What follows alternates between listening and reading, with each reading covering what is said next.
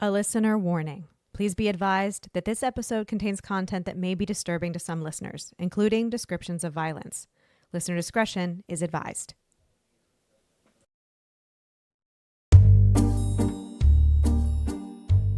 Life upon the wicked stage ain't ever what a girl supposes. I'm Jen. I'm Ashley. And I'm Olivia. And we are, in fact, three different people. This podcast focuses on true crime under the spotlight of arts and entertainment. So grab your beverage of choice and settle in. Places, ladies. Here's our episode.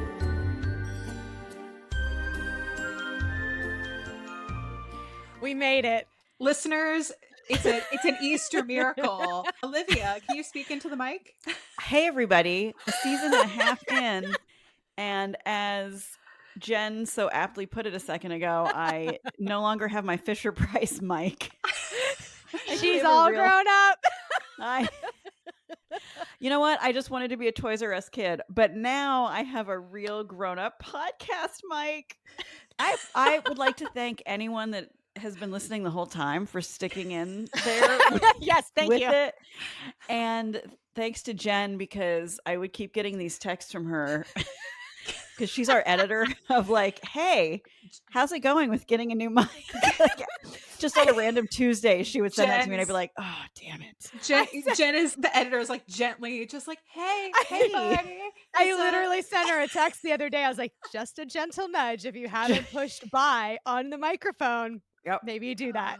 And I went into my Amazon cart because it had been sitting in the Amazon cart with the stand. And I was like, damn it, today's the day. Today's the day. And then once we got it hooked up and I realized I had it on mute, then everything was fine. Right. I need to share, Olivia made a good point. Thank you to everyone who has borne with us through our learning curve overall, across the board. I know I'm going to embarrass him, but Rich in particular is doing a little dance right now listening to this. So. Yeah, right? I was re-listening over our little break here between seasons. I was re-listening to all of season 1. Mm-hmm. And I think it was in our hurricane episode, I talked about an impending case. Oh, that I was like, the person you knew. Yeah, like someone I had been like very loosely, capital L loose, connected to was like, had potentially committed a crime. And again, allegedly, but there has been an update on this and the case is apparently moving forward. I don't think there's a trial date set yet, but like this is happening. And again, it's what has allegedly happened is awful. But at the same time, I'm like, I am like 1 degree from like an actual like theater, true crime theater. Yeah, like not necessarily. I think the crime itself didn't necessarily have anything to do with the theater, but the person themselves, much like Dan Wozniak from season 1, was actively involved in a community theater production while they were committing these crimes. So rehearsal schedules are being, I guess, asked for as like trying to triangulate their whereabouts. Also a thumb. This person. I would say, yeah, Jen, for sure. Okay. We're falling into thumb territory here. Yeah. Wow. I am so fresh on this episode. So Jen is our host today. And Jen, I have no information. Jen, like, what are the headlines? What do we need to know? Here we go. Today we're talking about Olive Thomas, who was an American silent film actress, art model, photo model, and, spoiler alert, ghost? ? A haunting. A haunting and a scandal. Ooh, the best kind. A little bit of both. She is most famous perhaps for being a Ziegfeld girl. And she was the wife of Jack Pickford, who is Mary Pickford's brother. And Mary Pickford was like America's sweetheart during the silent film age. Theater royalty. That's where all the trouble begins, honestly. So the scandal, if you will. Jen, for those who may not know, can you just give, and maybe this will come out, maybe I'm jumping the gun. That's okay. But when you say a Ziegfeld girl, like what is the significance of that? It was a show in the Broadway area. It's basically Showgirls, but in New York. Like and the original Showgirls. The original Showgirl, and they were not Elizabeth Berkley, not pushing her down the stairs. Different. No, I mean that could have happened. Who knows? But yeah, they were like the original Showgirls, and they were the most beautiful women in New York, and that's kind of literally how you got the job. Just be beautiful and just hot. be beautiful, as we know from like our very first episode with Evelyn Nesbit. That's kind of all it takes. But it was like a review. It wasn't like a show like Yes. Oklahoma with like a storyline. It was There's more songs, there's dances, there are soloists, and then there was another show that's a little more risque, and we'll get into that too. I'm excited. Okay, so she is a Ziegfeld girl. Yes. Girl. There is scandal. There is haunting. Because spoiler alert, this person I guess is deceased. She is. Well, I mean, I would hope so if she was a Ziegfeld girl. She was born in 1896, so. And she haunts the theater in which she was a Ziegfeld girl. The new Amsterdam Theater in New York. It's actually, I believe, the most haunted theater in New York, they say. Adding to our road trip. To our murder tour. Adding to our tour of hauntings. Wait, was she murdered? Murders. Maybe. Ooh. Oh my God. We can decide for ourselves. Scandal, murder, and haunting all in one episode? I like to put it all together. A compilation, if you will. Take it away, Jen. Like, let's start at the very beginning. A very good place to start. It is a very good place to start. Nailed it. We're gonna take a look at all extra show tune references today. I gotta add them to our Spotify playlist for our Patreons subscribers. That playlist is a banger. All right, so here we go. Olive R. Duffy was born in Pennsylvania, just outside of Pittsburgh, a small little town. Charleroi is how it's pronounced, I believe. And she was the middle of 3 children. She had an older brother, a younger brother. They were born to James and Rena Duffy, both of Irish descent, just for Olivia. Wait a second. Did so she had 2 brothers? She did. So they were the Duffy brothers? They were. Yes. Okay, just wanted to... James and William were the Duffy brothers, both of whom later actually worked in the film industry with her. She got them jobs, so that's pretty cool. One is a cameraman. Nepotism. Do you think they're descended to the Stranger Things? Maybe. We'll look it up. We'll Google it. Well, very possibly. There are so many legacies out there. So at the age of 15, Olive left school to help support her family and her siblings. She got a job selling gingham fabric at a local department store. She made $2.75 a week, which is equivalent to about $92 a week today. Wait, $2.75 as in $2.75. $2.75. Yes. Okay. Sorry. Yeah. That doesn't feel like enough. No, not at all. And she was still living at home. Obviously, she was only 15. And by all accounts, she had a good childhood. But her father, sadly, died when she was just 12 years old at a work accident. So then the family moved in with her grandmother, her maternal grandmother. Okay. So they were living in a place called McKees Rocks, Pennsylvania. And this is where she met Bernard Krug Thomas at 15. Bernie. Whom was her first husband. Yes. Did she spend the weekend at Bernie's? She probably did. Right. That was really lame. I mean, at least at one point, because they got married on April 1st, 1911. She was 16 years old. A little young, but at least but for that time, at least she wasn't 12. At least it's getting married, and it's not a predatory Evelyn Nesbit situation yet. Oh, man. Spoiler alert. I'm trying to start it on a good I know, note. I'm sorry. Get the awooga ready. Here we go. Don't you worry. It's ready to go. Okay. So she was 16 when they got married, and apparently she was miserable in this marriage. And in 1913, the couple separated on the grounds of desertion and cruelty. Ooh. So desertion. So he left her and was abusive. Ooh. He, when interviewed, only says lovely things about her and himself. But of course, right? I had a relationship like that. Thank you for speaking well of me, I guess. Yeah. After my death, in this case, sadly. But it took him that long to be like, it did. Yeah, in 1931, actually, he was interviewed for a story about Olive, and he said that the demise of their marriage was her ambition and desire to both obtain a life of luxury and improve her station. He didn't say it in a bad way, but he sure as hell didn't say I beat her.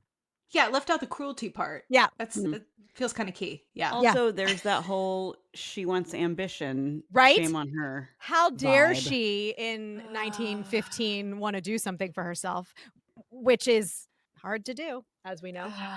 It's just it's like, marrying the librarian. It's like, how dare you run this library and be employed? Like, you're never going to get a man like Also, that. spinster. So in 1914, she was living in New York. She lived with her aunt, I believe it was her aunt and a cousin in Harlem. And in 1914, Olive entered and won the Most Beautiful Girl in New York contest.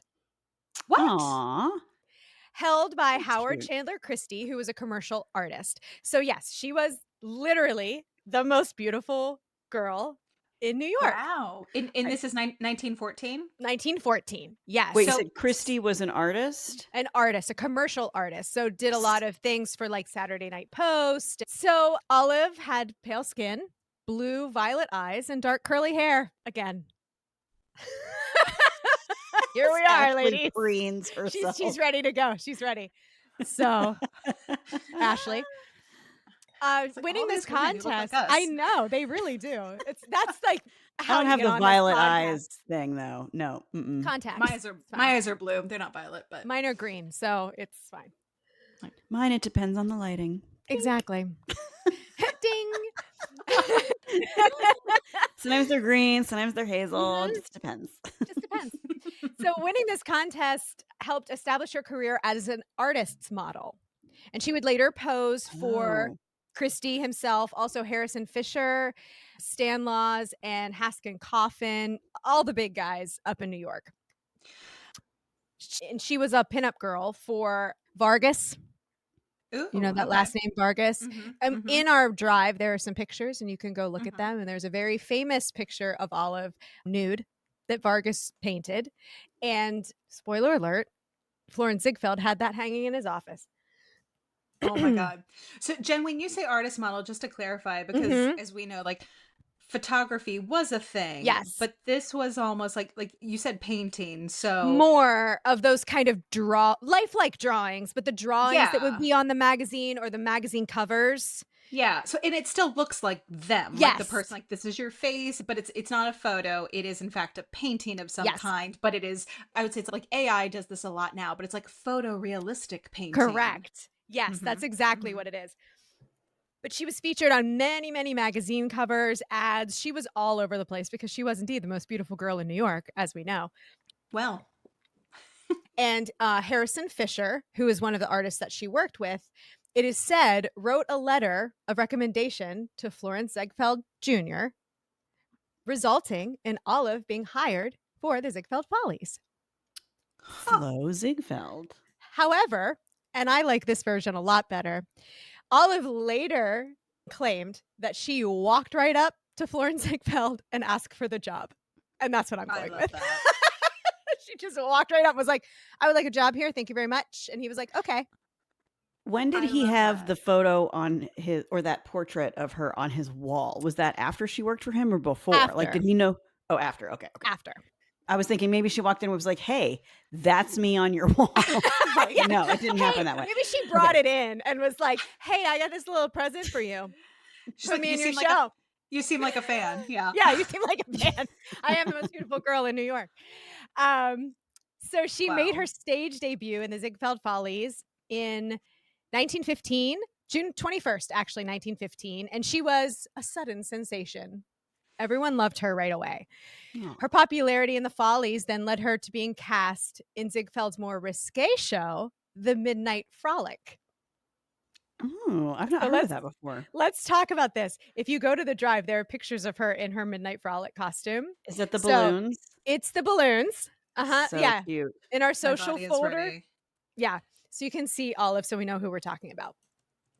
So the Midnight Frolic, the girls were scantily dressed with balloons discreetly placed in different locations. They would get close enough to the men in the audience and playfully permit them to pop the balloons with their cigars. This sounds very, I bet Gypsy Rose Lee stole this idea. Right? Sounds very gypsy. Yeah. The girls would toss their garters into the audience, and sometimes they backstage would take bets on who could hit the most bald men with them. I love that. And so the way this was done, this was on the rooftop of the theater. So Ziegfeld Follies was in the Amsterdam Theater, and then on the roof was the Midnight Frolic. There was a glass walkway, so the girls could dance over customers' heads. So they were literally looking right up their skirt. Naughty. Shocking. Absolutely shocking.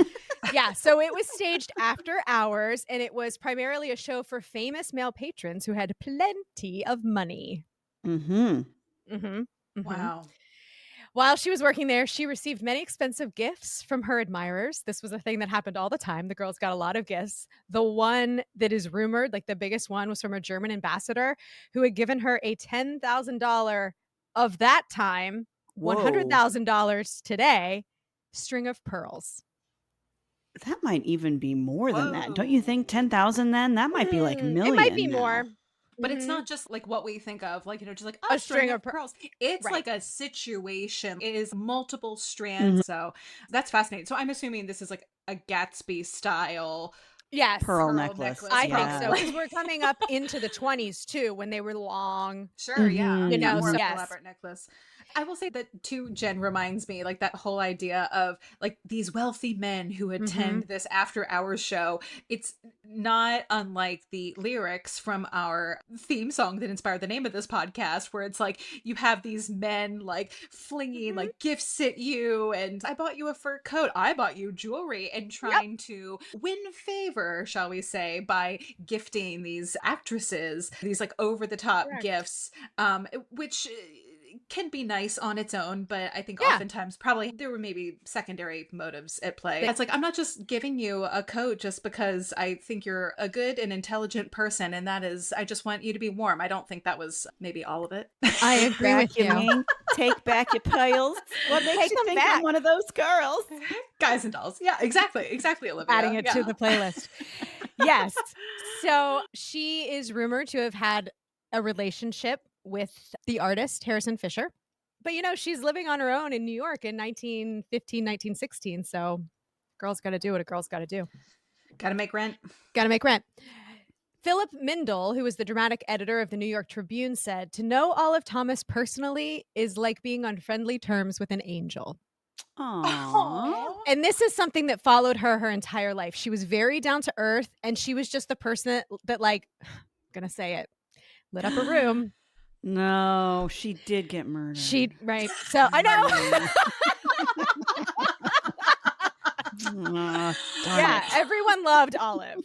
Damn, rooting for her. No. I know. You still will. She's wonderful. Ladies, we've said it before, and we're gonna say it again. We haven't talked about it yet in season 2. We haven't, so here it goes. Don't go around lighting up any rooms. Don't do it. You're in danger, girl. Molly, you in danger, girl. Darken the doorways. That's what I do. Get a little weird. That's right. Scream oddly and run away. Whatever you have to do, you know. whatever you need to do. Just don't you light up that room. You're not safe. You're not safe. We're gonna keep saying it. So during her time in the Follies, Thomas began an affair with Florence Ziegfeld Jr. Ziegfeld, who was married to actress Billie Burke, and I'm sure you know her name, Glinda from The Wizard of Oz. Yeah. Florence Ziegfeld had affairs with all kinds of the girls, Ziegfeld I girls. would imagine. All the girls. A man who was producing a show with the most beautiful women was like looking at some of them. Like, I'm shocked to find there's gambling going on in this establishment. Like, yes. 2 of them, I find this interesting also, were Lillian Lorraine and Marilyn Miller. Marilyn Miller later marries Jack Pickford after Olive's untimely demise. So there's a lot of stuff going on. It's all very incestuous. Showbiz. Very showbiz, incestuous. kid. That's showbiz. It hasn't changed. Yeah. And the reason Billie Burke knew about the other affairs, but Ziegfeld really seemed to care about Olive, and that she didn't like. The feelings. Yes. He caught feels. feelings. So it is said that the affair with Ziegfeld ended after Olive asked him to leave Billy Burke, and he refused. It's either that or when Jack Pickford came into the picture. Maybe a little bit of both. Maybe a little bit of both. Maybe timing. It was like, you know what? Right. If we're not going to take this to the next level, I got this other guy over here. He looks pretty interesting, and it sounds like he's maybe actually available. So yeah, and interested. So here I go. And he's in Hollywood, which is where she went next. So Hollywood calls on our darling Olive. In July 1916, Olive signed with the International Film Company, and she made her on-screen debut in episode 10 of Beatrice Fairfax, which was a serial film. It was a TV show, basically, but it was a film because they didn't have TV. I was going to say, they don't have TV. It's The Last of Us, but you have to go to the theater to watch it, and it's every week there's a new episode, and we find out like what's happening. Yep. Spoiler alert, zombies. It's always zombies. Maybe not in Beatrice Fairfax, but now I don't think it was. Yeah. Also in 1916, she made a movie called Play Ball, and she became the official mascot of the 1916 New York Yankees. Cute. Well, that's fun. Really fun. So she'd like go to the games, and they'd all take their picture with her because, you know, she's the most beautiful girl in New York. So I love this. In 1917, she made her full-length feature debut in A Girl Like That for Paramount Pictures. And that same year, she signed with Triangle Pictures. So she kind of had a little bit of a freelance moment, and then she went on to sign. And at that time, and then up until like the 40s, 50s, when you signed with a studio, they owned you, right? They owned you. You made movies for them. It was like working for a company, and they would give that. You'd make sure you had work, which and you were also.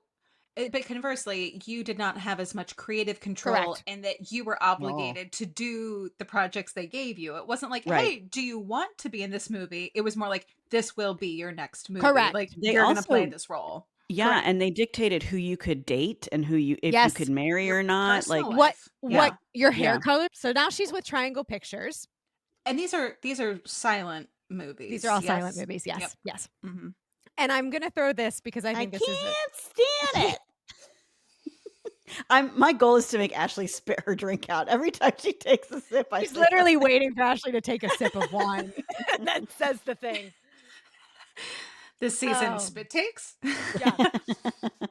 So for her first film for Triangle Pictures, this was a review, and I find this very funny and telling of the day. The pretty and dainty Triangle star, Olive Thomas, comes to the screen in Heiress for a Day, a charming society drama. Miss Thomas is said to be prettier and daintier than ever in this. Oh, God. That's the review. The pretty, dainty Olive is prettier and daintier than ever before. What is that review though? Like that has nothing to do with her performance. No. That is only based on aesthetics. That's like saying like Jen Bonner was hotter than ever before in her latest movie. It's like, what about her performance? I did have a review once that said I was well endowed and easy on the eyes. So her first film for Triangle Pictures was Madcap Madge, and it was released in 1917. So that was her first take with Triangle. She would make like 8 movies a year with these companies, which is insane. That is an insane schedule. 8 films a year is a lot of films. It's a lot of movies. So Olive knew that the film business was fickle, and she did everything she could to ensure that she was more than just a pretty face in like 1918 movies, which is pretty awesome. Smart. So yeah, she was dainty. Dainty and pretty. Daintier and prettier than ever, in fact. That is speaking of weird, that's something I will never be called. Dainty ever. Also, I don't think any of us would. So she was always asking questions on film sets. They called her Miss Inquisitive because I love it. And it soon became standard practice on set to just explain to her what was happening before she asked. Because it would save time. They were like, okay, we're going to need Olive to get to set 10 minutes early so we can explain. We got to tell her what's going on. She wanted to know what was going on with carpentry. She wanted to know what was going on with directing, with screenwriting, like everything. She wanted to know everything because Wow. she said that like she didn't know if maybe someday she'd be working as a carpenter, so she had to be ready. Oh, I love She that knew. though. Yeah, she even collaborated on a screenplay once, which I think is really cool in the early 1900s. Huh. And a director of one of her films said of her, "That girl has a businesswoman's head. I believe she will be capable of directing someday." Amazing. Oh. Yeah. Um, at one point, this conversation was noted, and I have a couple things that are like verbatim that I just love. So this is one. Olive said to the film director, "Do you think I ask too many questions? Do you think it pays to learn something about pictures? Are all film actresses boobs? Think I have brains?" The response is, "I'm sure I don't know. You're almost too good looking, Miss Thomas, to be so afflicted." To be so afflicted. With brains. With brains. To be smart. You're too good looking to be smart. You're almost too pretty to have Uh-huh. a thought in your head. Yeah, Correct. yeah. And Yep. she says, "Is it an affliction? Don't good looking people have them? Why don't they? Do just homely people have them? Have you?" Amazing. Nice. Amazing. I Olive love the it. zinger. Okay. She had it. She was on it, right? I love And it. she always had an aspiration of being more than just an actress. And had she lived past 25 years, they say she may have gone on to be one of the great female directors. So after leaving Triangle, Olive signed with Selznick Pictures in As in December. David O. David As O. in Selznick? David O. Selznick, yes.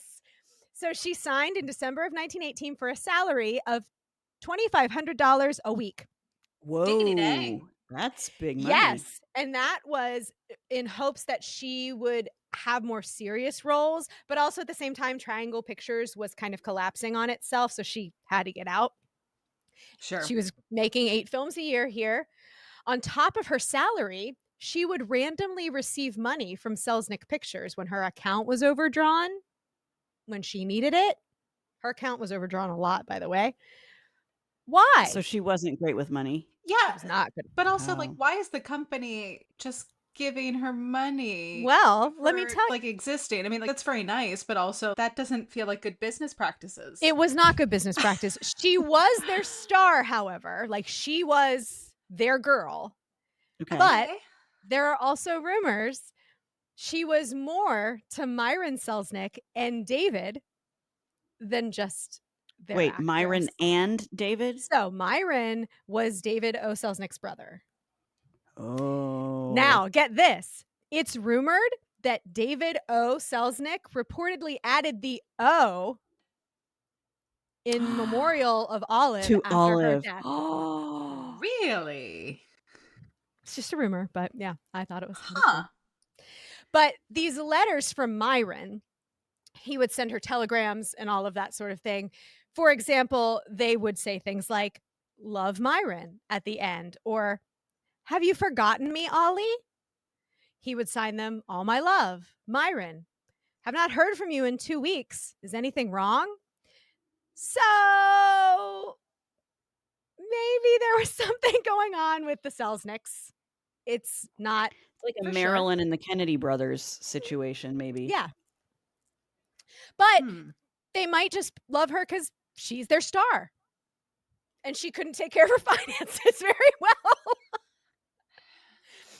So we're kind of I'm left trying up to to like that. I'm doing a little googing and Great. I don't see that the O stood for anything. So you might be right because Mhm. No, it and says he was just born David Selznick. David Selznick. I mean, it sounds like this is early days maybe for Yeah. him as a producer, but once the studio system really shook out, he did go on to become one of the, I'll say, the Yes. foremost producers in Hollywood. Absolutely. I mean, he produced like Gone with the Wind and like all of these Right. like, you know, just Yes. incredible films that we still know today. But this is early career for him. This is right when their studio started. And Got Olive it. was their first star. And I'm glad Got you it. said that about Gone with the Wind because I was going to say that. Also, Rebecca, which won Best Picture Rebecca, in yep. 1940, which is a Hitchcock film that not everyone Mhm. knows, but I personally am a big You fan do. of. Yes. So her first film for Selznick Pictures was Upstairs and Down in 1919, and it proved successful. her as a star, right? And established her image as a baby vamp. A So, baby vamp? Baby I'm vamp. sorry. Yep. I'm So sorry. like a vamp, like we know what a vamp is. Like no, Oh, yeah. no, these are words I don't ever want to be combined to have together. No, Baby no, vamp. I reject this nomenclature. Mhm. Baby vamp. Baby vamp. No, I don't like it. Yep. I'm sorry. The definition for it literally is a pretty or popular female student, because she played a kid most of the time. Student, yeah. Yeah. I'm fine with vamp. Yeah. I'm fine with baby. I don't Not together. want this. It's because it is this cross section of specifically for, and get ready the awooga noise, but like it is for the creepy old man's eye. It's of the like sexualizing a child. Yes, but it's like I am this. It's like it's Jodie Foster in Taxi Driver. Right. I am this young child, but I am behaving as an adult woman, but I am styled like a young girl, and I don't even know that I'm being sexual. It's like I don't like it's it. gross. I don't like gross. it. Yeah. I don't like it 100 years ago, and I don't like it today. No, Right. and I mean she was at least Olive was older when it was happening, and she wasn't actually a child. True. But it's what it represents. It's what it just represents, shitty. and she was still being sexualized in different ways in Hollywood, casting couch, et cetera, et cetera. But not great. Right. Correct. It's like less icky, but Yeah. also, and like you said before, Jen, now we're getting into the like studio system. Yeah. How much autonomy do you really have? Yeah, she asked a lot of questions and they loved her, but she was still under their control. Yeah. So in 1920, The Flapper came out, and Olive played a teenage schoolgirl who yearns for excitement beyond her small Florida town. Florida. I They were love like, that. let's pick a podunk town. Florida. So that film, The Flapper, is the first film that very really famous film. It brought the word into the vernacular. So they had never talked about flappers before. So she's like literally the original flapper. That's interesting. I didn't know that. And then in 1920, October 4th, actually, my birthday, Everybody's Sweetheart was released. And that would be Olive's final film. Uh-oh. So that is Olive's career kind of in a nutshell. And this was overall, I mean, she had, I'll say, a pretty, what are we talking, like 5 years? Like a pretty quick rise. It was fast. To it really was. Of stage and screen. Significant fame here. Yes. And she was a household name. Like everybody knew who Olive Thomas was. I mean, truly, there was Olive and there was Mary Pickford. And now we're going to get into her personal life a little bit, which has to do a little with Mary. I'm ready. And everything else that we really want to talk about today. So in late 1916, Olive met actor Jack Pickford, brother of the most successful silent star, Mary Pickford, at a beach cafe on the Santa Monica Pier. There are pictures of them together. Jack was a good-looking guy. He was not the most famous of the Pickfords, obviously. His sister was, but he rode her coattails a little bit. His most famous film, he was in Tom Sawyer. He played Tom Sawyer. Oh. I was just going to say, I'm looking at a photo of him who looks like he's similar age to her, but has a very boyish vibe. Yeah. Not a thumb. Not a thumb. Not a thumb. I do have notes. He's a little heavy on the pomade, the hair product. Like it's just very his slick. hair. Listeners, his hair is flattened to his head like a helmet. His hair hasn't moved since 1915. It's just so severe. Yeah. On their third date, Jack gave Olive a $12,000, $250,000 today, friends, platinum cigarette case. Ooh. With an inscription to Olive Thomas, the only sweetheart I will ever have. This is the third date. Third date. Love bombing. I would say this is either super romantic or like a big old red flag. And there's no middle ground here. There's no middle ground. And she wasn't the only sweetheart he'd ever had because he married 2 other Ziegfeld girls. So Ziegfeld, This is my problem. Like when people are super young and they're like, I'm making up numbers, but like when people are like 20 and they're like, this is the love of my life. Listen. I'm like, calm down. Not that, Ashley, because Olive was 21 and Jack was 19. Yeah, babies. Babies. Yeah. And this is my hot take. This is still too much too fast. I'm correct. I'm suspicious. Something's awry. It has to be. Okay, you can be suspicious. So like, when they met in 1916, they eloped on October 25th, 1916. So they got married very quickly. Oh, fast. So, and that's like going back to what your timeline wise. This is like her first year in Hollywood, Jen. Yes. Like she just rocked up. Like she wasn't even significant because they eloped to New Jersey and they didn't tell anybody. And the reason they didn't tell anybody was twofold. One, the Pickford family was not overly fond of Olive. She came from a different world. She came from the world of musical theater, which during that time was a review. She was in the Midnight Frolic. Right. She was a little men saw more, her ankles. She was a little more on that, like, you know, where sometimes that glass ceiling they were walking across, they saw more than ankles. Right.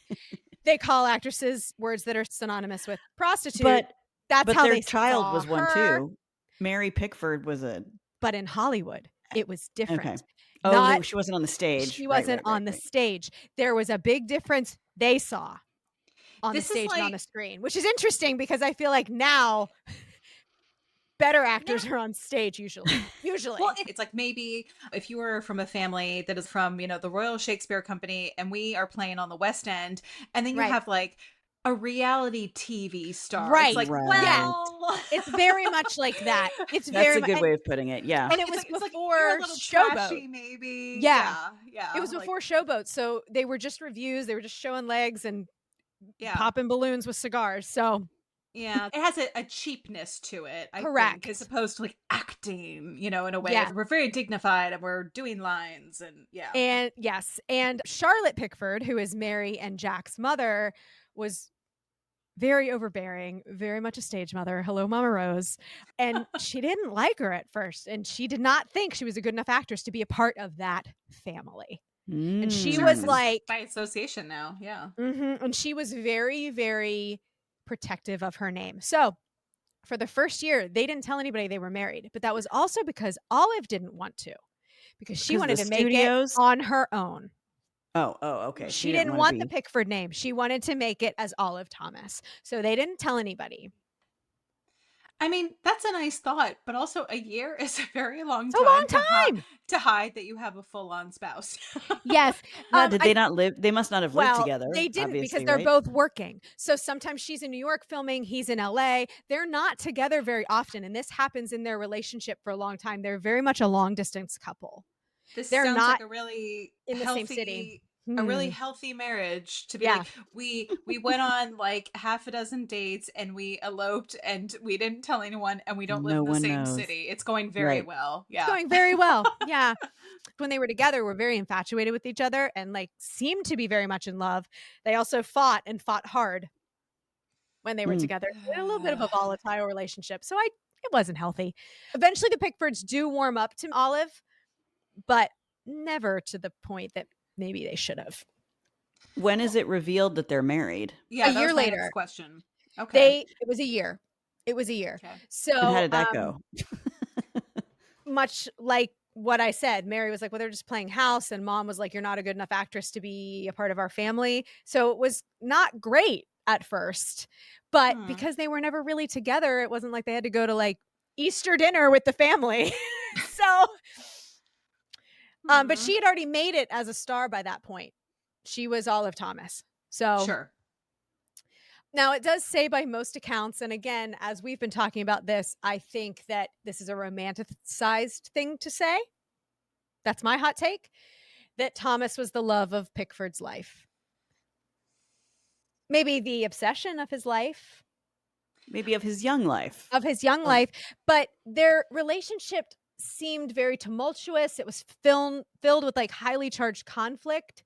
And then they would make up with very lavish, expensive gifts to each other. Like they would buy each other cars, which they would, cars, which then the other would crash because they were often drinking. There's also this component that Mary Pickford was America's sweetheart. That was her name. Olive became known as everybody's sweetheart. Oh my gosh. Which is a little bit of a throwback to her days at the Midnight Frolic. But it was also nice because everybody loved her. It was that weird, like, paradox because people did love her. The New York Tribune guy was like, if you know her, it's like knowing an angel. She was wonderful. But there was that kind of, and she had nude pictures of herself painted too that were hanging in Florence Ziegfeld's office. So I'm going to guess Mary Pickford did not have nude pictures of herself floating around in the mix. She didn't either. And Mary very much controlled the narrative of the media. Sure, I bet. Yeah, PR for her family. Yeah. She was very good. What do you want? What do you want the image to be? What do you want the message to be? Yeah. They also say on different levels, not in like a incestuous way, they were competing for the love and the attention of the same man, Jack. Oh, totally. So there was a little bit of that kind of rivalry too, which is also not healthy. But the brother of America's sweetheart is sleeping with everybody's sweetheart. Everybody's sweetheart. Like what? Yeah, and the media had a field day with it, of course. I was gonna. Yeah, they love pitting women against each other. Exactly. So Jack and Olive, they were partiers. They had like-minded personalities, and in many ways were codependent on each other. Again, not healthy. They were driving intoxicated quite a bit, which I think was a thing in Hollywood at the time because there are a lot of stars that got pulled over for drunk driving. Oh, yeah.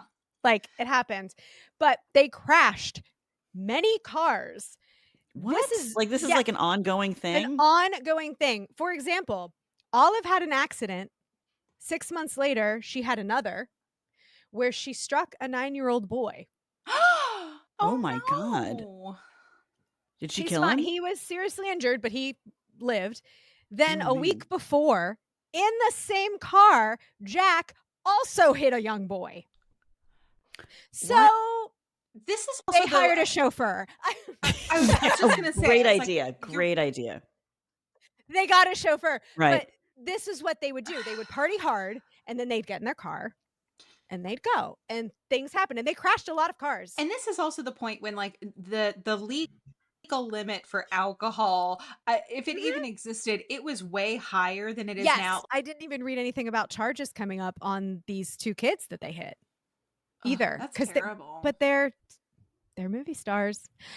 And it was maybe even worse then than it is now, as far as like the studios protecting their people, Oh, sure. Yeah. So, as I said, their marriage was very volatile. They were often on opposite coasts, maybe seeing each other for a week and then going off to work, both of them in different directions. So, with their marriage kind of on the rocks, they decided to take a second honeymoon.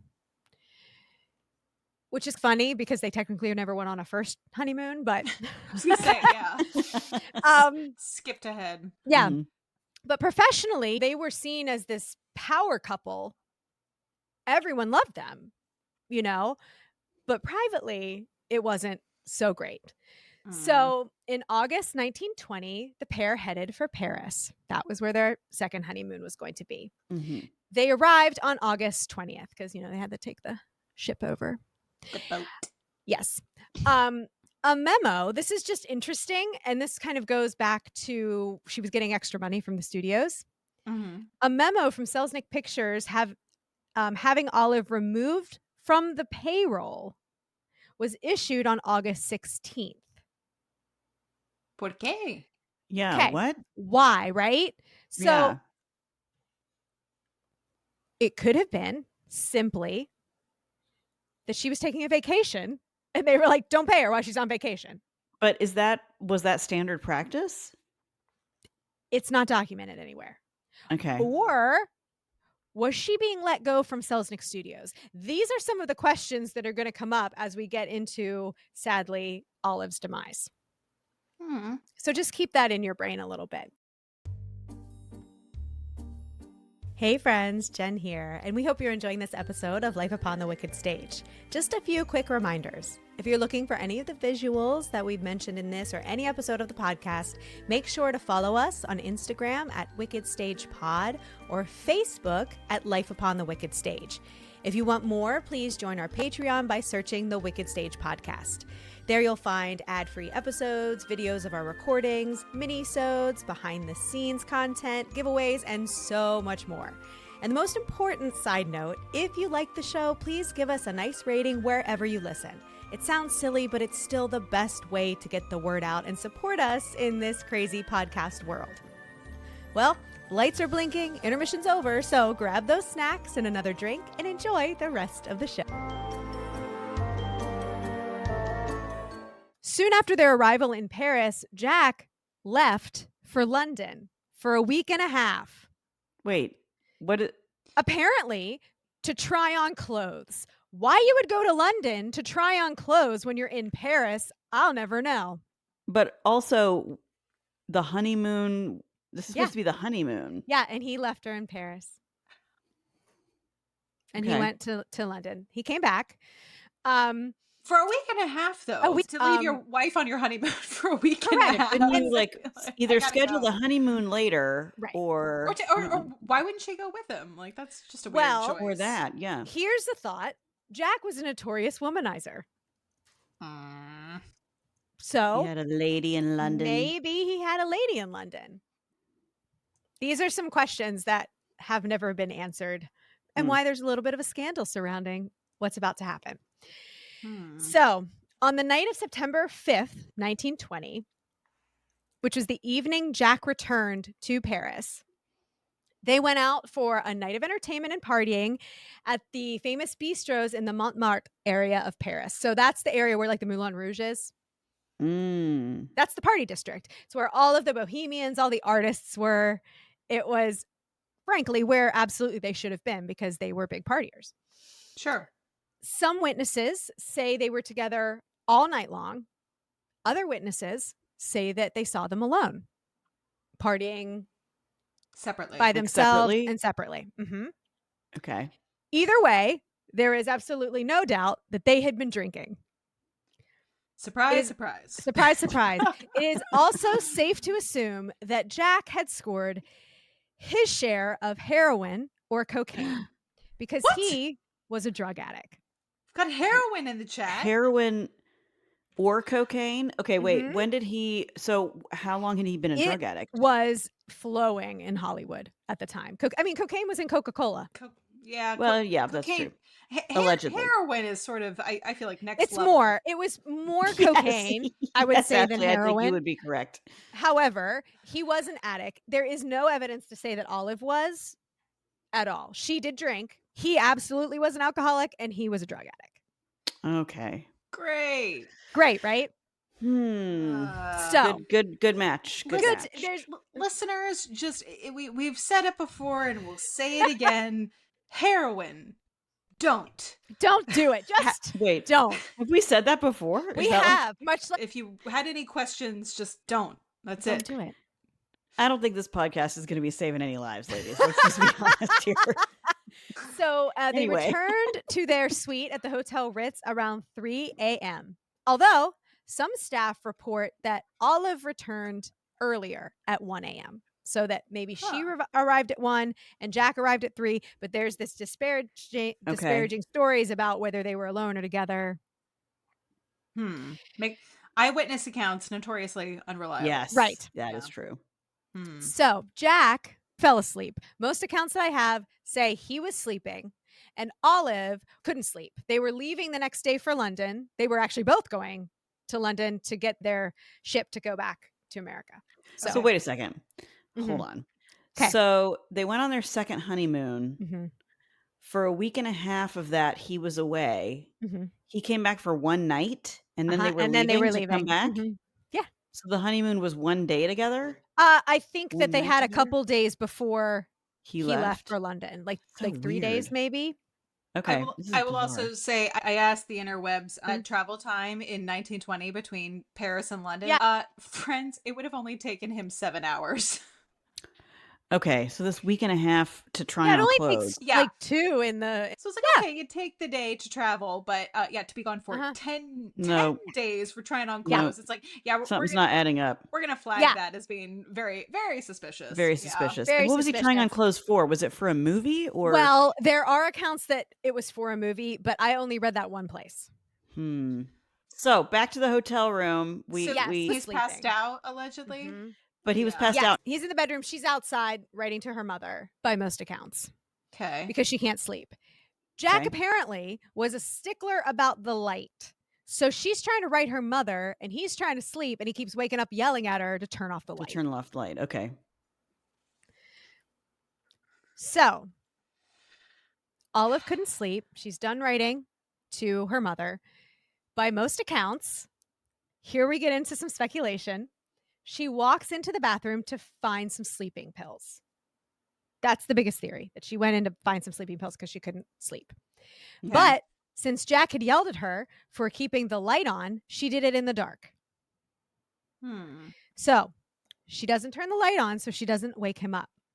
Okay. So instead of taking sleeping pills, oh God. Olive ingested a mercury bichloride solution, What? which was a topical medication that had been prescribed to Jack to treat sores caused by his chronic syphilis. I was thinking herpes. Okay. Yeah. Okay. So Which- hold yeah. on. Mhm, But mhm, a pill is a pill. It's not Okay. a- right. okay. Ashley's like, this is where I was going. Yeah. All A right. pill is a pill. A topical solution. Well, let me explain that. Okay. So sleeping, I Please. said sleeping pills. Sleeping pills at the time were Yeah. a powder. So you would take the powder and put it in some water, stir it up, and drink it. Oh. Okay. And then was the So- topical solution also powder? Yes. It was a powder that you would Oh. stir up and put it on. Okay. Okay. Because I'm like, Both powders. And Okay. it was either that this mercury bichlorate, it was dark and she didn't see and just mixed it up. That's one Okay. account. Another Okay. account is that it was in French and she couldn't read French. So she assumed it was a sleeping pill or sleeping powder and put it in. Or the final one is that Jack already had it mixed up because he had put it on his syphilis sores. And she just she drank it? thought it was asleep because he's asleep. And she drank it. So she's like, "Oh, I'll just take the rest of this." I'll take like, it. You How already Romeo mixed and some for Juliet. yourself. Oh, So I do yikes. want to say and note this, that Jack contracted syphilis in 1918, a year after he and Olive were married. And she, it sounds like maybe probably didn't have the syphilis, or at least Correct. not to the degree. Or- so yeah. he outsourced the syphilis. Is that what I mean? Is Yes, that he what I'm outsourced hearing? the syphilis. It is thought that maybe she contracted it later. That's not something that is proven, but she didn't have it. She didn't give it to him. So is there also a theory that he poisoned her Okay. on purpose? We're getting into some stuff. Okay. So I will also say, to avoid embarrassment, Jack told the public that she had ingested toilet solution. That's better? Yeah, I was saying not better. To I guess avoid maybe, embarrassment that he had syphilis. right. I was saying, yeah, his embarrassment, not her embarrassment. She ingested drain cleaner, kind of like is Yeah, what he was saying correct. instead of, okay. Now, mercury bichloride could be used as a toilet solution, but that's not why it was there. In a And it hotel wouldn't have been room. sitting on the sink. Yeah, in a hotel where room. the sleeping. Yeah, Yes. yeah. And no. mercury, you're not supposed to handle it at all. Putting poison on a wound? Yes. Like literally But putting topically, it was fine. Ingested, not fine. Right. Topically, it wasn't killing people immediately, at least. Right. Maybe over time. But So yeah. right. Well, Not Okay. great, either Bob. that Yeah. would get them, or the syphilis would. One of the two. Right, you Right. already have syphilis. Might as well. Yeah, it's like Might as well try this. it's like the lesser. Yeah, the Yeah, lesser of yeah. two evils. After drinking the liquid, Jack says she screamed, "Oh my God," and Jack rushed in to assist her. Oh boy. Here we go. She was taken to the American Hospital in Paris, where Pickford and his former brother-in-law, Owen Moore, remained at her side until she died 5 days later. Oh my 5 gosh. days. And we're going to get into the nitty gritty about all of that, but that's the headline, right? Oh my God. So there's some controversy surrounding her death, and that's what we're going to talk about now and maybe speculate a little wildly about. Okay. So while Olive was laying in the American hospital, the press, because this is the first time the press starts scandalizing Hollywood. This is the first account of ooh, Any what happened? Hollywood scandal. Mhm. Yes. Oh, Wow. So interesting. the press begins reporting on various rumors that begin to arise about circumstances of the incident. Some papers reported that Olive had attempted suicide after a fight with Pickford over his alleged infidelities. Sure. Mm, Others say Yep. she attempted suicide after discovering Jack had given her syphilis. Well, Also on the bingo card. yes. Definitely. Yep. There were rumors that Olive was plagued by a drug addiction. She wasn't. The papers said that she was. Mhm. And that she and Jack were involved in champagne and cocaine orgies Ooh, that sounds fun. in Paris. Because in Paris, they started blaming Paris. They were like, it's Paris's fault that you 'Cause it's killed so our wild American in Gay stars. Paris. Yeah. It's Yeah. not Amsterdam. Like, calm Right. down. Like, Right, Calm down. right. But these champagne and cocaine Or orgies, Berlin, apparently, for that right? matter. Like, let's champagne and And cocaine cocaine. orgies. It orgies. feels like a lot of work, but okay. Right? So the press started saying that they had been involved in these, or that Jack had tricked her into drinking poison in an attempt to murder her to collect the insurance money. Now that one could be That's a classic. Yeah, Classic. Yeah, murder for insurance. That old it's chestnut. even Yeah. back then. Yeah, Yep. even back then. So Owen Moore, who is his former brother-in-law, accompanied Pickford and Thomas in Paris, denied the rumors, saying that Olive was not suicidal and that she and Jack had not fought that evening. They probably did because they fought all the time. And they were both drunk. Yes. But maybe Probably. not Right. like nothing special. Yeah. Right. So Jack Pickford also denied the rumors, saying Olive and I were the greatest pals on earth. Her death is a ghastly mistake.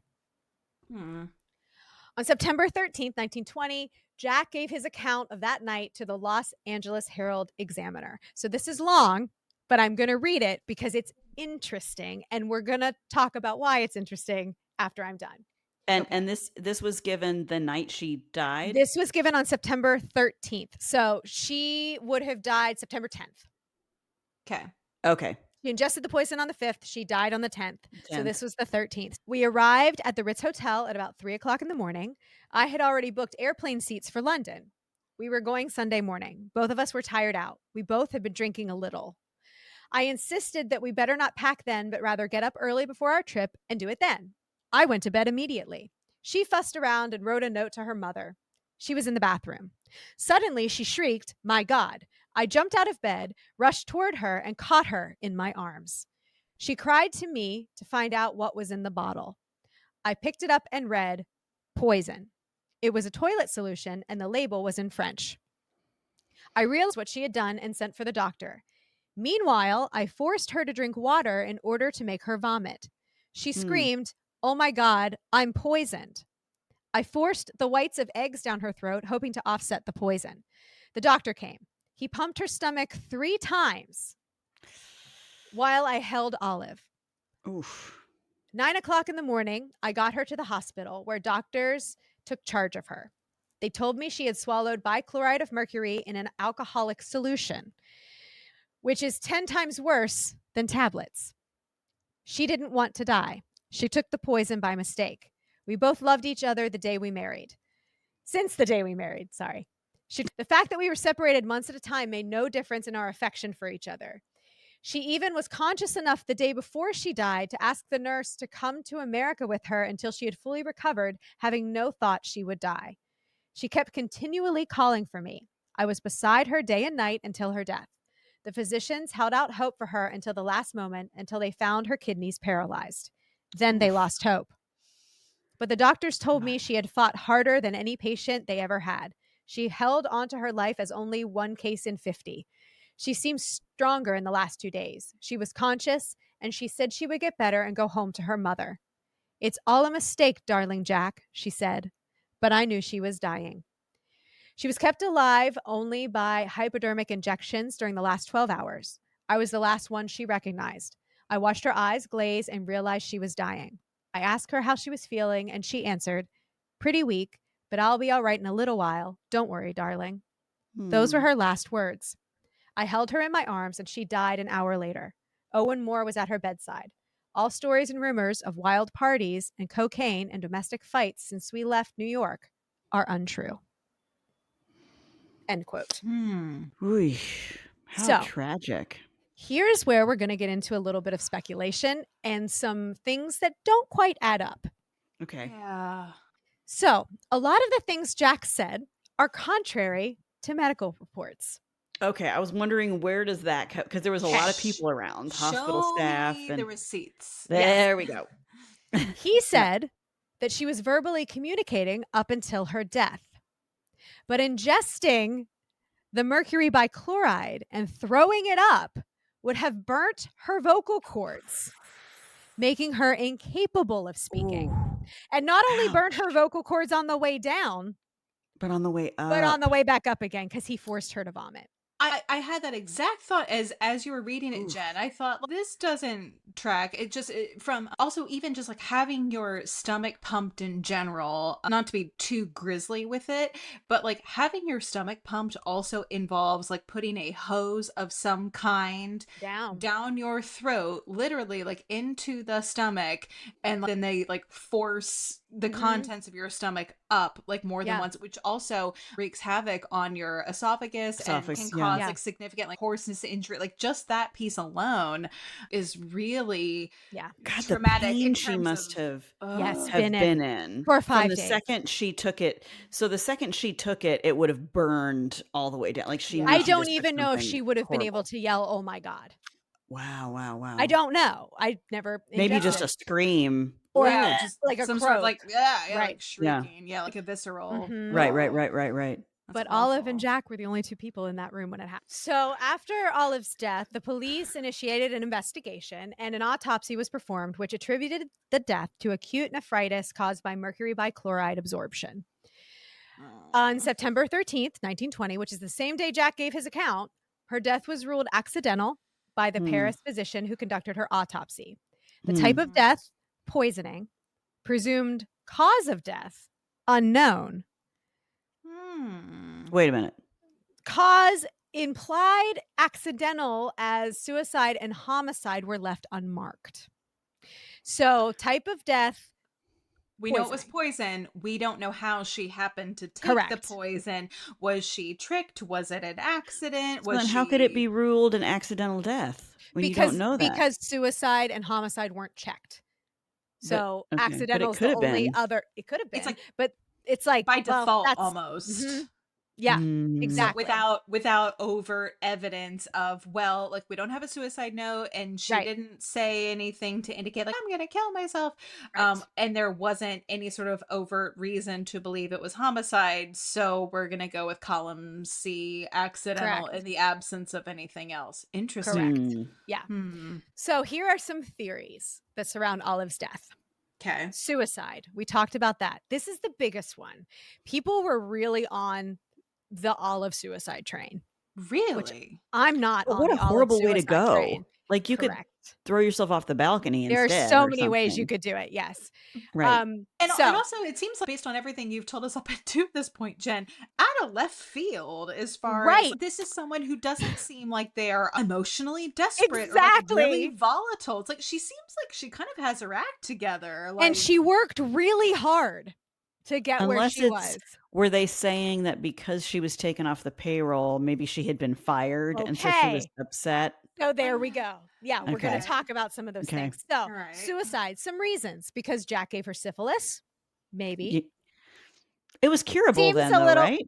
It's not treatable. It wasn't curable. It was treatable. Treatable, I mean. But also, it's like syphilis, it's not fatal. It's not great, but like it's not great if you don't treat it. But at that point, it was treatable and you could live with it. So that's one theory. The other theory is because of Jack's womanizing.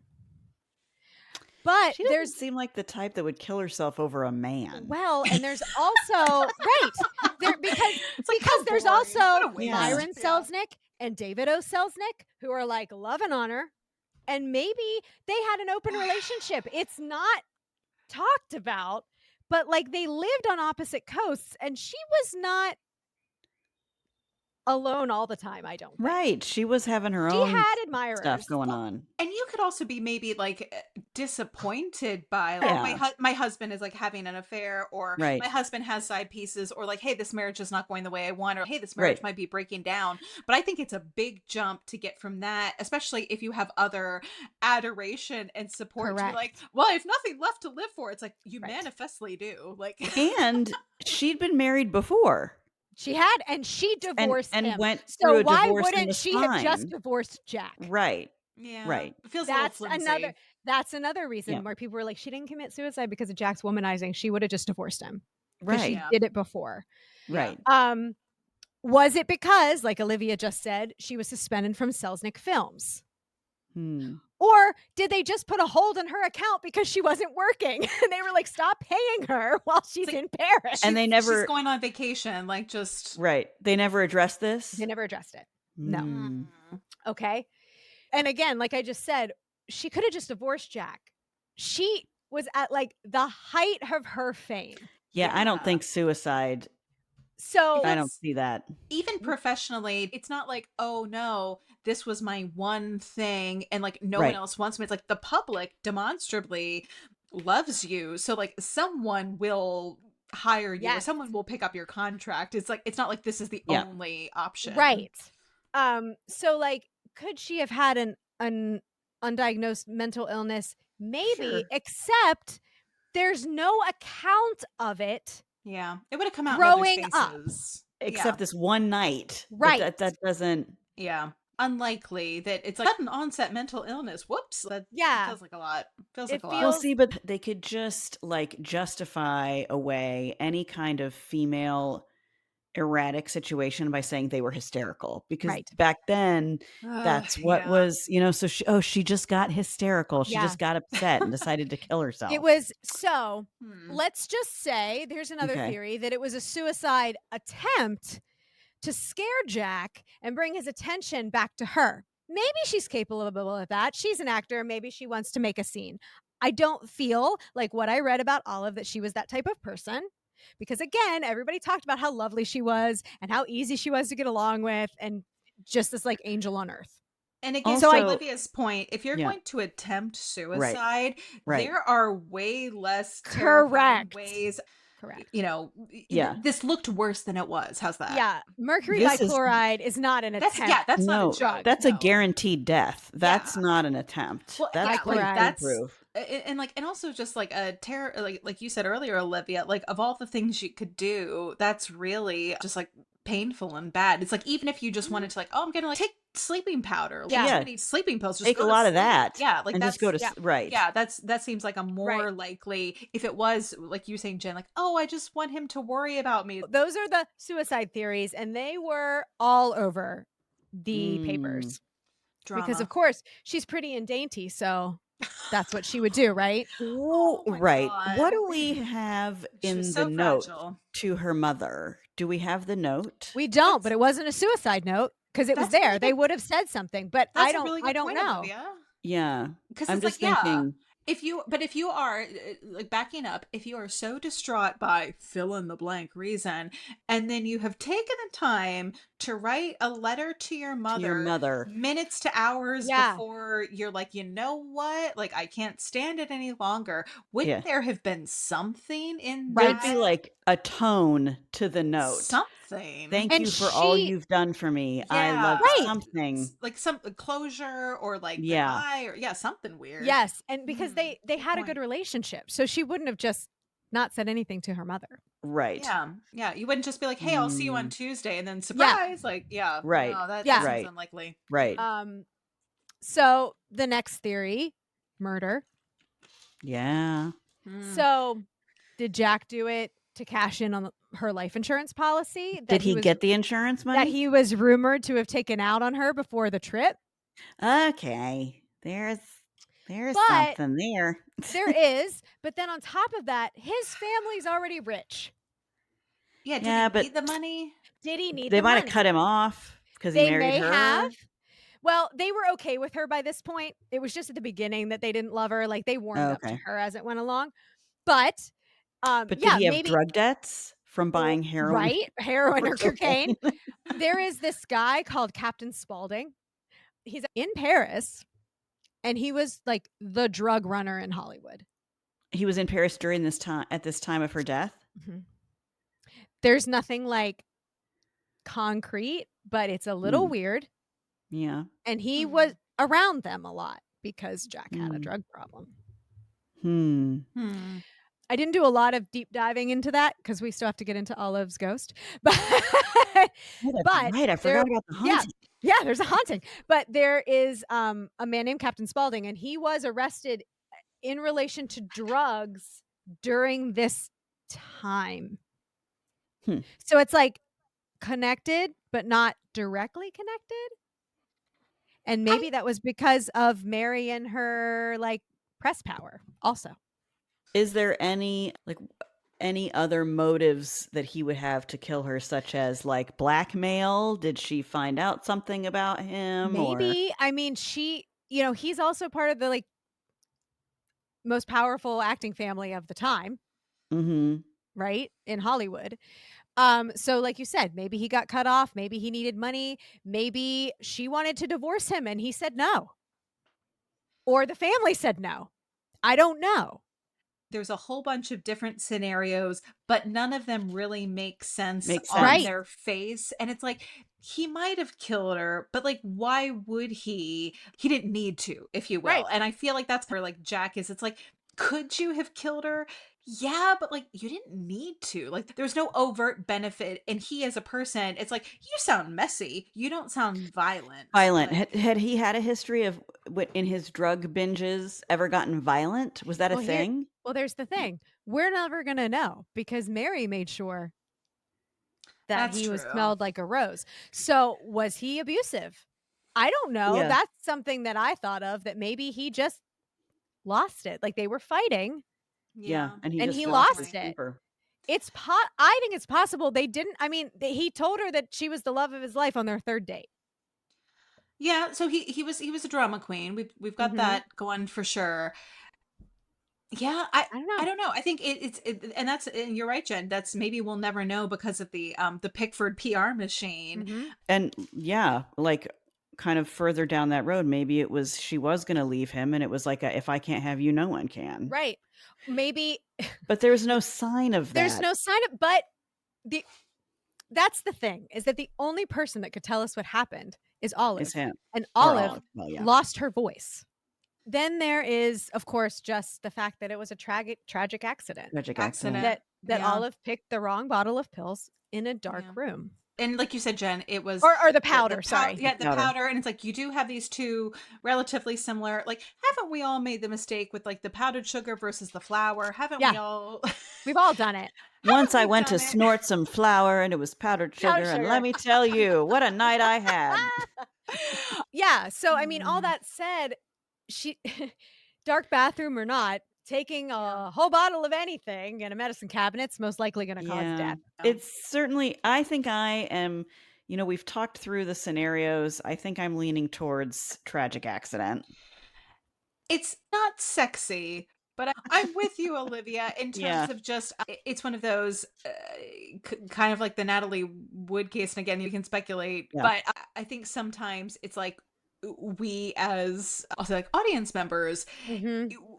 it, it is. This feels creepy to say, but like it's more boring to Yeah, it be like, To be an accident. it Sure. yeah, We is. it's like want it you want the stuff. story. I think when it is something that is preventable like that, where it's like, Yeah. oh, if I had only, I think that also makes it even, it's sadder and it's more human and it's Mhm. more like, oh, that could be any of us. Like anyone could Yeah, do that. And like, Yeah. A stupid mistake took her life, right, yeah. most likely. And how, I think.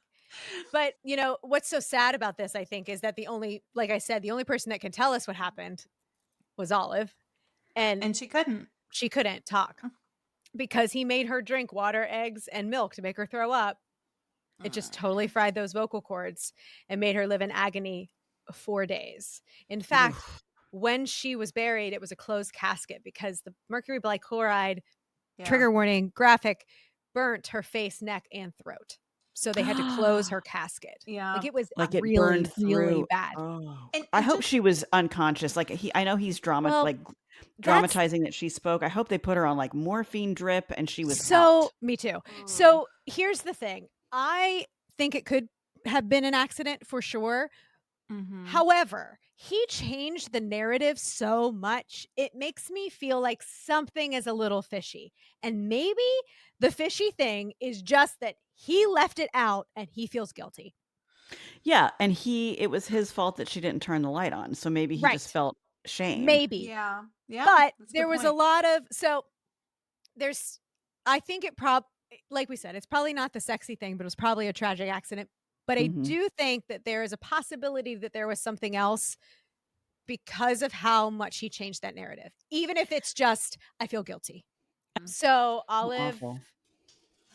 Florence Ziegfeld Jr., her lover and the Admirer. creator of the Ziegfeld Follies, Yeah. always blamed Jack Pickford for her death. Ooh. Really? Huh. And she was 25 years old. 25. Okay. So young. He So blamed young. Did he think that Jack murdered her or he just blamed He like just blamed him negligence? for the death. It doesn't It was I didn't read like what he said, but he blamed Uh-huh. him. Hmm. So let's get to the part Okay. 3. Yes. Yeah. So before we get into the reappearance of Olive Thomas, I just do quickly want to say that the press coverage of Olive Thomas's death was one of the first examples of the media sensationalism related to a major Hollywood star. So her death has been cited as one of the first major Hollywood scandals. Wow. She is buried in Woodlawn Cemetery in the Bronx, so we can add her to our trip. Our tour. And Jack did go on to marry again 2 more times, and they Great. were both Ziegfeld girls. He Ziegfeld. had a type. Yep, But Ziegfeld. Yeah, they I keep saying it didn't wrong. die mysteriously. They didn't. They just got older and he was like, nope. Yeah, get out. I need a 20-year-old. Okay, Ridiculous. so here we go. The reappearance of Olive Thomas. Okay. So you would think that might be the end of the story, just a sad tale of a tragic death of a beautiful, promising starlet. But our story doesn't end there. According to numerous accounts, the ghost of Olive Thomas still resides at the famed New Amsterdam Theater in the Times Square district of Broadway. Mm. The New Amsterdam Theater was the home of the Ziegfeld Follies, where Olive first became famous. It was built in 1902 and was at the time the lushest, most opulent theater in the area. Nice. Ooh. By the 1930s, however, the New Amsterdam had fallen into wretched disrepair. Wretched. Very wretched. disrepair. It was a movie theater for a time before being shuttered due to the massive decay inside of the building. The So- wretchedness. The wretchedness. So, like a lot of theaters, it was a theater and then a movie house, Mhm. and now it's a theater. Went back to a again. theater. Yeah. Theater again. So, when the Disney Theatrical Company decided to begin live theater performances in New York City, they bought the New Amsterdam Theater. They started a massive $15 million restoration Mhm. that brought Wow. the old, once beautiful theater back to life. And that is when the occurrences started. Because as we know, ghosts and restorations Don't go go hand together. in hand. Yeah, they don't like you to change things. Like, what you doing? What you doing there with What that you doing? jackhammer? What you Hey, doing with hey, that? hey, put that down. Put that Yeah. down. So the story centered around stagehands who saw a beautiful woman in a green 1920s dress walking around the theater and then abruptly vanishing. Ooh. Now, Disney didn't buy it till when? 90s? 90, That's what I was 90 I thinking. feel like it's 96. I had that somewhere. Something like So that. she was chilling for a long For time. a long time. Okay. Yeah. Okay. So the most famous story, a security guard woke up Dana Amendola, who was the vice president of operations for Disney Theatricals, in the middle of the night. The guard had been doing his rounds when he felt someone tap him on the shoulder. Mhm. Understandably frightened, the guard did not immediately give chase. He saw a mysterious woman. He didn't run after her. He saw a mysterious woman in a flapper dress walk through the wall onto 41st Street carrying a bottle of poison. So that's No. like the most famous account of Olive. What? at the Wait, how did he know it was a Drama. bottle of poison? Like skull Did it God. say poison? situation. She tapped him on the shoulder, and so he turned around and she was there, and then she just walked away. So she must have been pretty close to him. She was like, Yeah. I just did a point and a thumbs down. Yeah. So since that time, the ghost of Wow. Olive Thomas had made many appearances at the theater. Okay. So she never hurts anyone and Right. seemingly appears only when the theater is mostly empty. Okay. The lobby is filled with pictures of actors that have worked at the New Amsterdam Theater. The last picture before you enter the orchestra seating section is of a beautiful woman, and that is Olive Thomas. Oh. You have to blow a kiss and say goodbye to the picture of Olive Thomas placed at the stage entrance to the theater. So the actors, when they go in, there's one right when they walk in, and they have to say hello and they have to say goodbye. Goodbye. To keep Olive very, very happy. We have to say goodnight to Annie. If you're the last one out of the theater, you better say goodnight, Annie. They had to say hello and Annie goodbye Russell to Catherine Theater. at Titanic. That's what they just want to be acknowledged. They Just want to be acknowledged.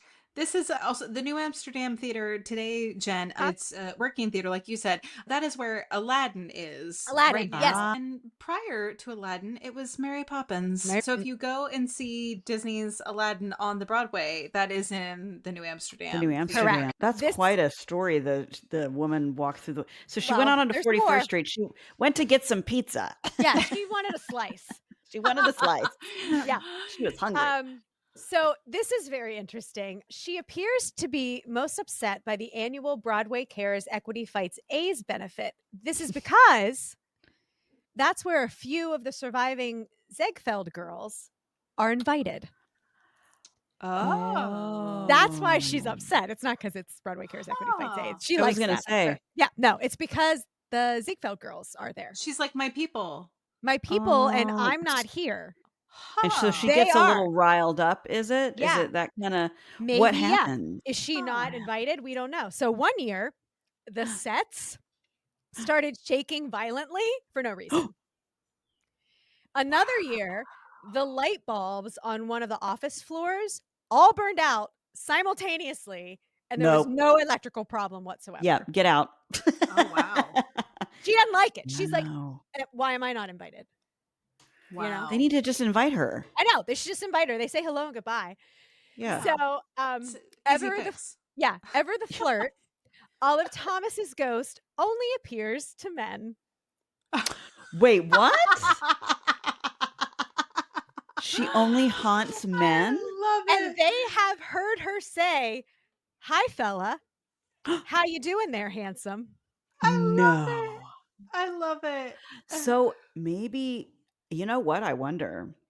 So you're hanging on to something if you're stuck here. So I wonder if she blames Jack. And so she's tormenting men a little bit because She's the she only one blames that her knows death what on the really man. happened. And that too, yeah. Yeah. So several workers have confessed to seeing her walking aimlessly around during renovations. Aw. Some say she's wearing a sash with Olive written on it. There are photos Whoa. that have confirmed that she wore a green costume, which they say they've seen her in a green dress, with a gold sash during her Ziegfeld days. Really? I think I have a picture up there. If I don't, I'll I make was just sure I gonna get say, it. yeah. Do we have one of these? I don't see a sash. I do I'll see. find it. Some workers have reported seeing her wearing a white dress trimmed in silver, crying and carrying a champagne glass. Aw. She was buried in a white dress with silver trim. No. Ooh. Wow. So she's Aw. been seen in the abandoned upstairs space that was once the roof where the Midnight Frolic was performed, Aha. Ooh. walking through the air unsupported, where the Like as if it was on the walkway would have been. the Mhm. walkway. It makes sense Aw. that Olive would go back to the New Amsterdam because this theater was the place where she was the happiest. Yeah. Mm. So they say that Olive is by far the most active ghost on Broadway. Wow. She's like 100 years down and I'm still running on Broadway. Yeah. Longest run ever. Longest running show on Broadway. Step Cats, aside, take that. Phantom. Cats. You don't hold the candle to Olive. Stand down, Andrew Lloyd Webber. So Amandala said a group of Disney staffers were sitting in an office discussing the Oscar-winning film The Artist, which was set in the silent film era. They were wondering how many Follies girls became film stars, and they mentioned that Olive Thomas was one, but somebody said the real star of the silent era was Mary Pickford. Uh-oh. Amandala said, now, maybe Olive got a little upset about that because when someone said, I wonder what Olive Thomas would think of The Artist, a stack of 13 or 14 DVDs on the table next to them flew into the air and crashed across the room. Oh my They God. all That sat. is I know. what a statement. I know. What a Wow. statement. They all sat in stunned silence. The stack Yep. had been there for a long time, and there was no obvious way they could have fallen, let alone flown across the room. Yep. They didn't fall straight down as CDs would have done. They literally went flying 3 feet across the room and hit a wall. This was witnessed by several people. Ooh. They didn't even make the connection to Olive right away, but when they told me about it, I did, Amandala said. He also said Wow. that ushers and overnight security people report feeling a touch on the back, like someone is sneaking up on them and playing a practical joke, but when they turn around, no one is there. Thomas, if I was haunting a theater, I'd be like, but y'all better notice me. Like, you better notice. Exactly. Don't talk about that little bitch Mary Pickford in How front of me. dare you? How dare you? So it's created a problem for the staff because many of Olive's craziest fans, because it's become a thing, like everybody knows now that this is a haunted theater, have tried concealing themselves in corners of the theater, hoping to stay after it's closed so they might catch a glimpse of the glamorous ghost.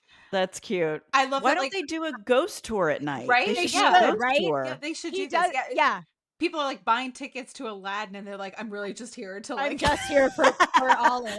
I'm here for Olive. Oh, And he says they actually have to do a special sweep of the theater each night to catch stowaways and escort them out. That's wild. Interesting. Yeah. Wow. So she says, what is it again? Hey fella. Hey fella, how you doing, handsome? How you doing, handsome? See, we can't go because she won't be interested in any No, of us. not us. Like, we're not the target audience for this. No. We're gonna have to bring Rock, our Rich, spouses. and Jason, and like, send our plus ones. I need you. Take some video. Listen, here's what we need you guys to do. Yeah, we're gonna need you to go to Aladdin, but wait, there's more. Yeah, but wait, there's more. We'll go to that with you, and then we're gonna go get a slice, and you're gonna have to find a way to stay in the theater. Incredible. Yeah. So, ironically, Amandala says that Olive's lurid story promoted through magazine stories and even an immersive 2015 stage musical, Ziegfeld's Midnight Frolic, didn't know that existed. So now I'm going to have to find out about that. Has started this following. So nearly a century after her death, Olive Thomas is one of the best known of all the Ziegfeld girls, the subject of films, books, and at least half a dozen websites. And he said that would really delight Olive and annoy the other Ziegfeld girls, I'm sure. Outstanding. Justice is sweet. Yay! Well done, Jen. Thank you. That was wonderful. It's fun, right? Olive's well that ends well. Oh my God.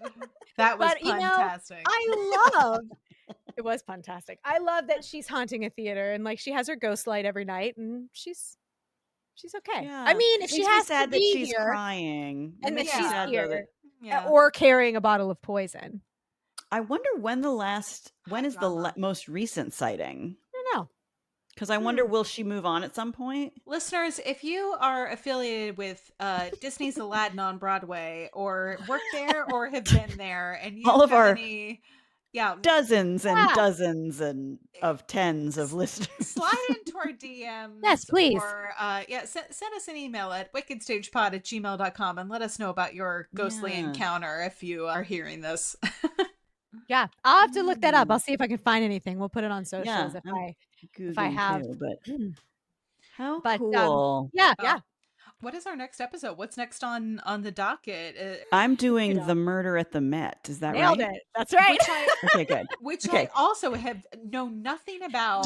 Don't read anything I'm because not gonna. That's next up on the Wicked Stage Pod. I can't wait. Jen, we have our Patreon, but then we also have potentially YouTube, where people may Well also be able to Yes. find some of our content. So right now, all of our podcasts are on YouTube, so you can listen to them on YouTube at your But no preferred video way. yet? No Okay. video yet, but we're discussing that may be a possibility. So you may very well be able to see our lovely faces on YouTube. We'll keep you company while But you work on presently, whatever. Patreon is the best and only place to really Mhm. see our faces on a full-length episode, and of course all of our wonderful bonus content Oh my and God. unhinged mini episodes and A tangents. lot of tangents in this one, so Yeah. oversharing in general. Have fun with that, Jen. I Sorry. will. It's fine. Give me a working microphone and I don't shut up. I mean, same. It's fine. Right. We're giving the people what they want. We're fine. Exactly. And what they don't want. And what they that's fine, don't want. That's right. And that's on Patreon. I mean, it's Yeah, exactly. Exactly. And you can join for free and get some specialized content starting at just $3 a month, which is less than a coffee a day. I mean, because it's only $3. It's less than a coffee. What can you even get for $3 anymore? A month? Nothing. A month. No, but like in general, like what can Nothing. you buy like out there in the universe for $3? I don't Like, even know if you can get like a soda for $3 anymore. a donut. I don't think you can. Maybe a but donut. one a month? Like that would be a sad donut. It would be. You should have many more than one donut a month. Our podcast, better than a sad donut. like a 7-Eleven donut, I feel like Yeah. is less than $3. So that's what you can get, or Patreon, Or us. And that's for a whole month. For a whole month. Aren't we worth as much as a gas station Gas donut? station donut? I don't think so. Better than a gas station donut. You can add it to the merch 5 list. stars. Yeah. 5 stars. 5 stars. And scene. Thanks for listening to this week's episode of the Wicked Stage Pod. Follow us on Instagram and check out our Patreon for more exclusive content. These deliciously wicked episodes drop every other Friday, so make sure you subscribe or follow and